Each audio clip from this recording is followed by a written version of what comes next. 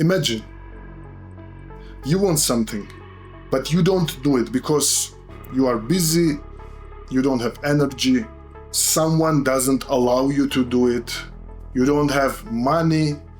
Excuses we are creating to shield ourselves from doing the actual thing we want. And we are doing it because we are afraid of doing it. There are many fears connected to this behavior, but imagine if you just wake up and start doing it, whatever you want. What will happen? Maybe you are afraid because you are not competent, maybe you haven't done it before, maybe you doubt yourself, maybe you don't have necessary skills, understanding, willpower, stress tolerance. Millions of factors are necessary to do great things. And you are not doing them because you don't have these things and you are afraid that you will not succeed. But you can't have all these traits just by default. It can't be that you wake up one day and you have all these traits somehow, and now you realize that you are competent and you do not doubt yourself anymore, and you just start doing it like ideal conditions. It can't happen like that. How would all this competence come to you? For you to gain this competence, you need to start doing the actual thing you want to do.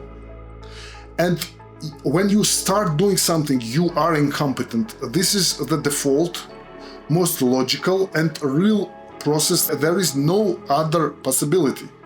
So, whatever you want to do, you will start doing it as an incompetent person. And what's the problem? Why not? What is the difference between doing something as a competent person and as an incompetent person? Competent person is effective.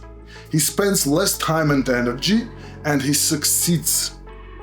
An incompetent person is not effective and things may not go the way he plans. Things may not end up well. You may be hurt, you may feel pain, discomfort. You may waste your energy and time and get no results. How does all this look like? Whatever I described. It looks like training, exactly. So, you are training to do whatever you want to do. And what happens after you train to do something? You become more effective and competent in this thing. This is exactly what you need.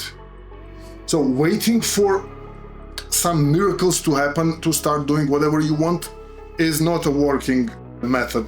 It doesn't happen like that. The only working method is deciding what you want and then waking up and starting doing that.